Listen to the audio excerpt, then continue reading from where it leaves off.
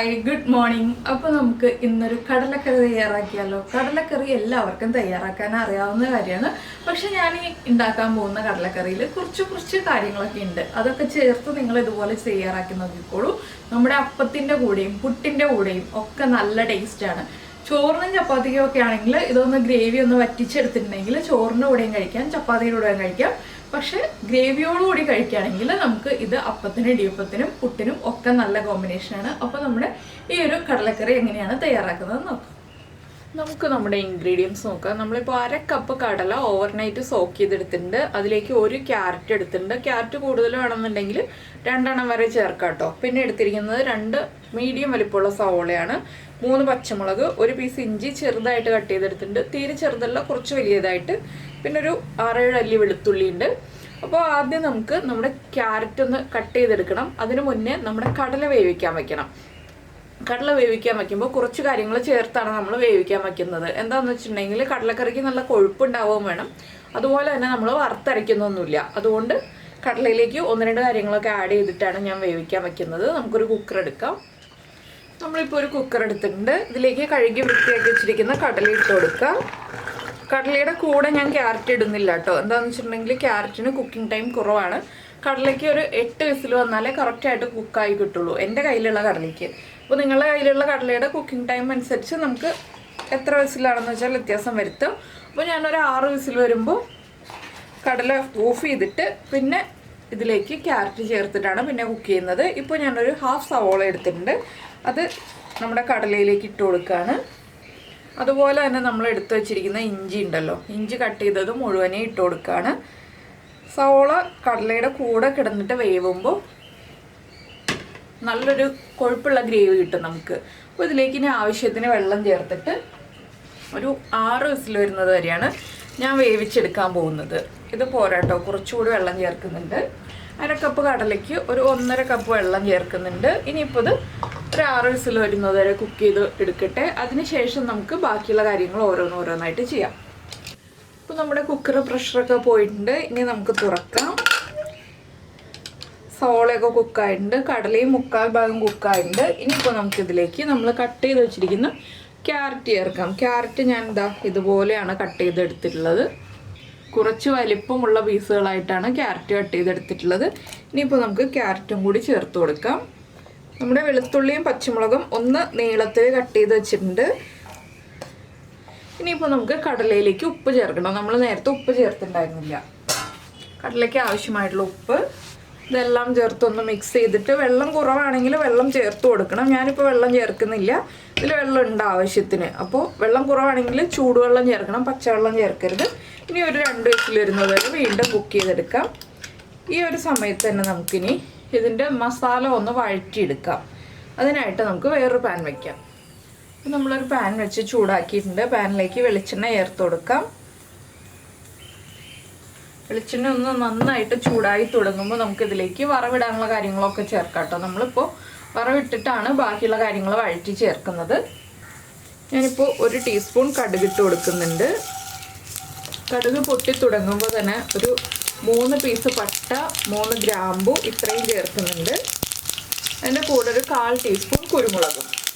പിന്നെ നമ്മൾ ചേർക്കുന്നത് ഒരു 3 വറ്റൽമുളകാണ്. ഇത്രയും ചേർത്ത് നന്നായിട്ടൊന്ന് ഇളക്കിയതിന് ശേഷം ഇതിലേക്ക് ഇനി വെളുത്തുള്ളി ചേർത്ത് കൊടുക്കാം.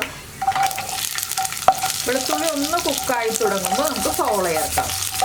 അപ്പോൾ നിങ്ങൾ ഇഞ്ചി കടലയുടെ കൂടെ ചേർത്തിട്ടില്ല എന്നുണ്ടെങ്കിൽ ഈ ഒരു സമയത്ത് വെളുത്തുള്ളി ചേർക്കുമ്പോൾ തന്നെ ഇഞ്ചി ചേർത്താലും മതി. പക്ഷെ കൂടുതൽ ടേസ്റ്റ് വരുന്നത് ഇഞ്ചി കടലയുടെ കൂടെ ചേർത്ത് കുക്ക് ചെയ്യുമ്പോഴാണ്. ഇപ്പോൾ നമ്മുടെ വെളുത്തുള്ളിയുടെ കളറൊക്കെ ചേഞ്ചായി തുടങ്ങി. നമുക്കിനി കട്ട് ചെയ്ത് വെച്ചിരിക്കുന്ന സവോള ചേർക്കാം. സവോളയുടെ കൂടെ തന്നെ പച്ചമുളക് സ്പ്ലിറ്റ് ചെയ്തത്, കറിവേപ്പിലയും ചേർത്ത് കൊടുക്കാം. കറിവേപ്പിലയൊക്കെ നമ്മുടെ ഇഷ്ടത്തിനനുസരിച്ച് ആഡ് ചെയ്യാം കേട്ടോ. ഇനി എല്ലാം ചേർത്ത് നന്നായിട്ടൊന്ന് വഴറ്റിയെടുക്കുക. സവോളയുടെ കളറൊക്കെ നന്നായി മാറി വരുന്നത് വരെ ഇളക്കി കൊടുക്കുക. ഇതിലേക്ക് ഇപ്പോൾ നമുക്കൊന്നും ഇനി ചേർക്കാനില്ല. പിന്നെ നിങ്ങൾക്ക് തേങ്ങക്കൊത്ത് ചേർക്കണം കടലക്കറിയിൽ എന്നുണ്ടെങ്കിൽ നമുക്ക് ഈ സവോള ചേർക്കുന്നതിന് മുന്നേ ആയിട്ട് നമ്മുടെ വെളുത്തുള്ളി ചേർക്കുമ്പോൾ കുറച്ച് തേങ്ങക്കൊത്തും കൂടി കട്ട് ചെയ്ത് ചേർക്കാവുന്നതാണ്.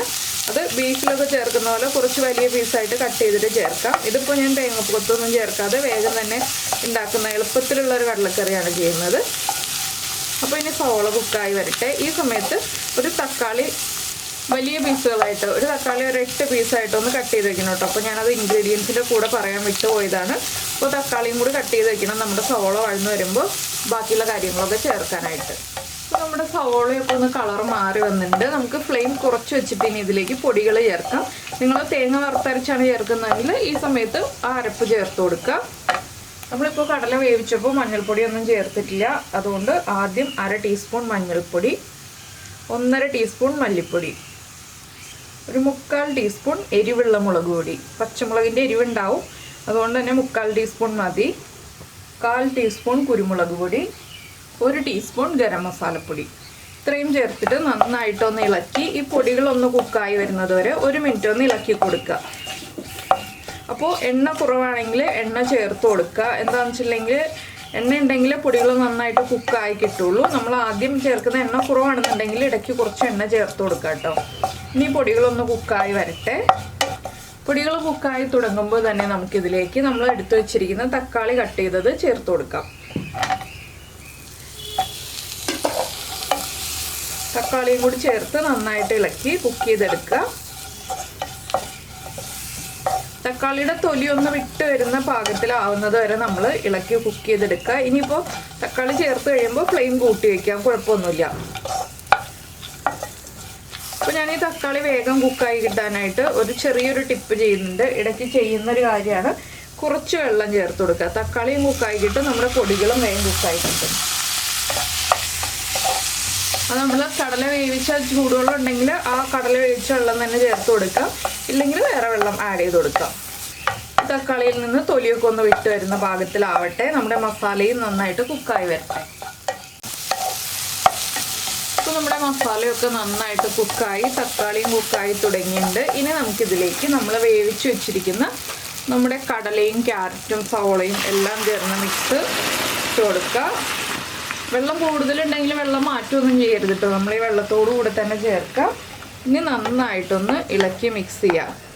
കുറച്ച് സമയം ഈ ഒരു വെള്ളത്തിൽ കിടന്നിട്ട് നമ്മുടെ കടല ഒന്ന് തിളച്ച് വരണം. അപ്പോൾ കടലയിലേക്ക് ആ മസാലയൊക്കെ നന്നായിട്ട് പിടിച്ചു വരും. ഒരുപാട് ഗ്രേവി വറ്റിച്ചെടുക്കുന്നില്ല, ഞാനപ്പോൾ ഇത് കുറച്ച് ഗ്രേവിയോടുകൂടിയുള്ള കറിയായിട്ടാണ് എടുക്കുന്നത്. കുറച്ച് ഗ്രേവി വറ്റിച്ചെടുക്കുന്നുള്ളൂ. അപ്പോൾ നിങ്ങൾ ഇതുപോലെ കറി ഉണ്ടാക്കി നോക്കിയിട്ടില്ലെങ്കിൽ ഉറപ്പായിട്ടൊന്ന് ട്രൈ ചെയ്ത് നോക്കിക്കോളൂ കേട്ടോ. ക്യാരറ്റൊക്കെ കഴിക്കാത്ത കുട്ടികളൊക്കെ ഉണ്ടെങ്കിൽ ഇതുപോലെ നമ്മൾ വേറെ കുട്ടികൾക്ക് ഇഷ്ടമുള്ള കാര്യങ്ങളുടെ കൂടെ, ഇപ്പോൾ പയറാണോ അല്ലെങ്കിൽ ഗ്രീൻ പീസ് ആണോ കടലയാണോ എന്തിൻ്റെയെങ്കിലുമൊക്കെ കൂടെ ക്യാരറ്റൊക്കെ ചേർത്ത് ഇതുപോലെ കറി ഉണ്ടാക്കി കൊടുക്കുകയാണെങ്കിൽ കുട്ടികളൊക്കെ കഴിച്ചോളും, വീട്ടിലെല്ലാവരും കഴിച്ചോളും. അപ്പോൾ എന്തായാലും നല്ലൊരു ഹെൽത്തി ആയിട്ടുള്ള റെസിപ്പിയുമാണ് 2-3 ഇൻഗ്രീഡിയൻസ് ഒരുമിച്ച് കറി ഉണ്ടാക്കുക എന്ന് പറയുന്നത്. അപ്പോൾ നിങ്ങളെല്ലാവരും ട്രൈ ചെയ്ത് നോക്കുക. ട്രൈ ചെയ്ത് നോക്കിയിട്ട് ഏതിൻ്റെ കൂടെയാണ് കൂടുതൽ ഇഷ്ടമായതെന്ന് പറയുക. ഞാനിപ്പോൾ പുട്ടിന് കറിയായിട്ടാണ് ഈ ഒരു കടലക്കറി ഉണ്ടാക്കുന്നത്. അപ്പോൾ നിങ്ങൾക്ക് പുട്ടിൻ്റെ കൂടെയോ പാലപ്പത്തിൻ്റെ കൂടെയോ വെള്ളയപ്പത്തിൻ്റെ കൂടെയോ ഒക്കെ ഉണ്ടാക്കി കഴിക്കാൻ പറ്റുന്ന റെസിപ്പിയാണ്. അപ്പോൾ ഇനി ഇതൊന്ന് തിളച്ച് ഒന്ന് കുറുകിയേക്കട്ടെ, ചെറുതായിട്ടൊന്ന് കുറുകിയേക്കട്ടെ. നമ്മളിനി ഇതിലേക്ക് കുറുകാനായിട്ട് എക്സ്ട്രാ ഒന്നും ചേർക്കേണ്ട ആവശ്യമില്ല. കോൺഫ്ലോറോ അരിപ്പൊടിയോ ഒന്നും ചേർക്കേണ്ട. തിളച്ച് ഒന്ന് ചൂട് മാറി വരുന്നതനുസരിച്ച് കറി ഒന്ന് കുറുകി വരും. അപ്പോൾ എല്ലാവരും ട്രൈ ചെയ്ത് നോക്കുമെന്ന് വിചാരിക്കുന്നു. നമുക്ക് നമ്മുടെ അടുത്ത റെസിപ്പിയുമായിട്ട് അടുത്ത ദിവസം കാണുന്നതിന് മുന്നേ നമ്മുടെ ചാനൽ സബ്സ്ക്രൈബ് ചെയ്യാൻ മറന്നു പോകരുത് കേട്ടോ. സബ്സ്ക്രൈബ് ചെയ്യുന്നതിന് ഈ വീഡിയോയുടെ താഴെയുള്ള റെഡ് സബ്സ്ക്രൈബ് ബട്ടൺ ഒന്ന് ക്ലിക്ക് ചെയ്യുക, അതിൻ്റെ റൈറ്റ് സൈഡിലുള്ള ബെല്ലൈക്കണും ക്ലിക്ക് ചെയ്യുക. അപ്പോൾ ഓൾ എന്ന് പറഞ്ഞിട്ടൊരു ഓപ്ഷൻ കാണാം, ആ ഓളും കൂടി പ്രസ് ചെയ്തിട്ടുണ്ടെങ്കിൽ ഞാൻ എപ്പോഴും വീഡിയോ അപ്ലോഡ് ചെയ്യുമ്പോൾ നിങ്ങൾക്ക് നോട്ടിഫിക്കേഷൻ വരും. പിന്നെ ഒന്ന് ലൈക്ക് ചെയ്യാനും കൂടി മറന്നു പോകരുത്. പിന്നെ ഉപ്പ് കുറവാണെങ്കിൽ ഉപ്പും കൂടി ചേർത്ത് കൊടുക്കുക, എരിവൊക്കെ ആവശ്യത്തിനുണ്ടാവും. അപ്പോൾ എന്തായാലും നമുക്ക് നമ്മുടെ അടുത്ത റെസിപ്പിയുമായിട്ട് അടുത്ത ദിവസം വീണ്ടും കാണാം.